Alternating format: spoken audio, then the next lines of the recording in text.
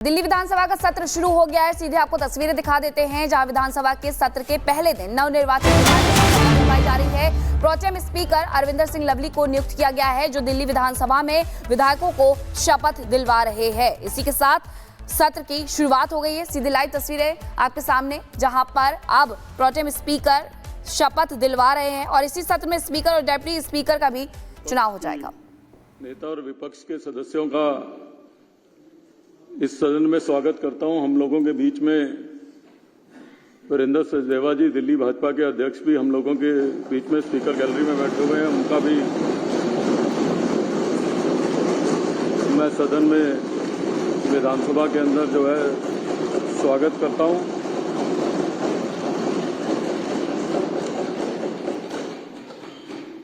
अब माननीय सदस्यों द्वारा शपथ या प्रतिज्ञान लेने की कार्रवाई शुरू होगी।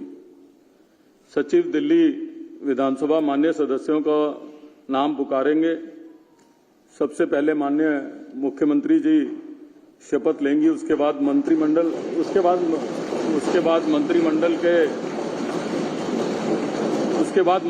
के सहयोगी शपथ लेंगे। उसके बाद क्षेत्रवार सदस्यों को शपथ दिलाई जाएगी। जो भी सदस्य अपनी बारी के अनुसार शपथ के लिए उपस्थित नहीं है, उनके नाम आखिर में पुकारे जाएंगे। जो सदस्य आज शपथ नहीं ले पाएंगे, उनको कल शपथ दिलाई जाएगी।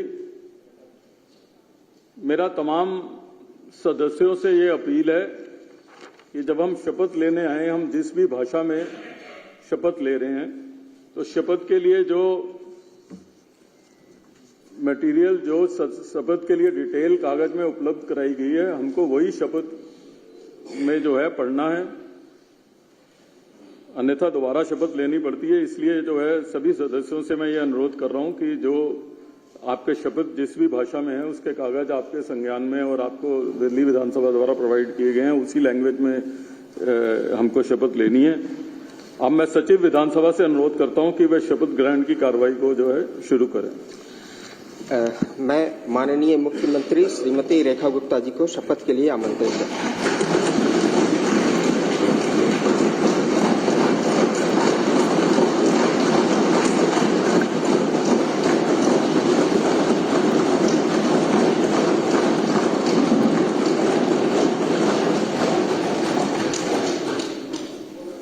मैं रेखा गुप्ता, जो विधानसभा की सदस्य निर्वाचित हुई हूँ, ईश्वर की शपथ लेती हूँ कि मैं विधि द्वारा स्थापित भारत के संविधान के प्रति सच्ची श्रद्धा हुआ। इसके लिए आप सबकी क्षमा चाहता हूं। विलंब इसलिए हुआ क्योंकि कल जब मैं यहां पहुंचा तो एक बात ध्यान में आई कि आज 10वीं और 12वीं के छात्रों की एग्जाम है और उसका समय और मेरा राजभवन से निकलने का समय क्लैश हो रहा था और उसके कारण संभावना थी कि सिक्योरिटी के कारण अगर रास्ते बंद हो जाए तो बच्चों को एग्जाम देने के लिए जाने में कठिनाई हो जाए और ये कठिनाई न हो, बच्चे सब एक बार अपने एग्जामिनेशन सेंटर पर पहुंच जाए, उसके बाद ही मैं राजभवन से निकलूं, ऐसा मैंने सोचा।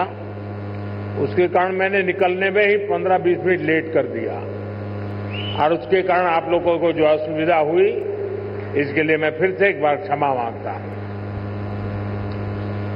साथियों, राजा भोज की इस पावन नगरी में आप सभी का स्वागत करना मेरे लिए गर्व की बात है। यहां इंडस्ट्री से विभिन्न सेक्टर्स के अनेक साथी आए हुए हैं। विकसित मध्य प्रदेश से विकसित भारत की यात्रा में आज का ये कार्यक्रम बहुत ही अहम है। इस भव्य आयोजन के लिए मैं मोहन जी और उनकी पूरी टीम को बहुत बहुत बधाई देता हूं। साथियों, भारत के इतिहास में ऐसा अवसर पहली बार आया है जब पूरी दुनिया भारत के लिए इतनी ऑप्टिमिस्टिक है। पूरी दुनिया में चाहे सामान्य जन हो,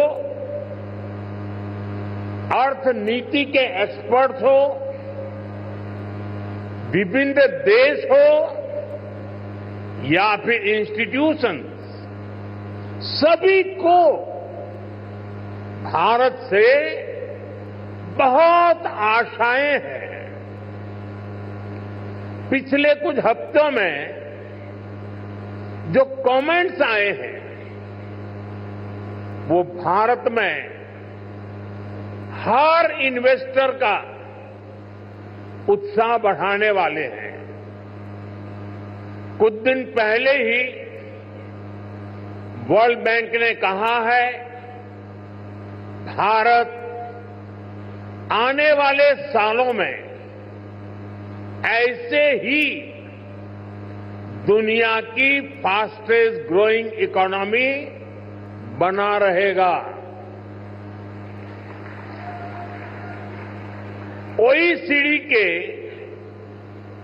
एक अहम रिप्रेजेंटेटिव का कहना है, future of the world is in India. कुछ ही दिन पहले क्लाइमेट चेंज पर यूएन की एक संस्था ने भारत को सोलर पावर की सुपर पावर कहा था। इस संस्था ने ये भी कहा कि जहां कई देश सिर्फ बातें करते हैं, वहीं भारत नतीजे ला करके दिखाता है। हाल ही में एक रिपोर्ट आई है, इसमें बताया गया है कि ग्लोबल एरोस्पेस फर्म्स के लिए कैसे भारत एक बेहतरीन सप्लाई चेन के रूप में उभर रहा है। ग्लोबल सप्लाई चेन चैलेंजेस का जवाब वो भारत में देख रहे हैं। मैं ऐसे कई एग्जाम्पल यहां कोट कर सकता हूं जो भारत पर दुनिया के कॉन्फिडेंस को दर्शाते हैं। ये कॉन्फिडेंस भारत के हर राज्य का भी कॉन्फिडेंस बढ़ा रहा है। और आज ये हम मध्य प्रदेश की इस ग्लोबल समिट में भी देख रहे हैं, महसूस कर रहे हैं। साथियों, मध्य प्रदेश पॉपुलेशन के हिसाब से भारत का 5th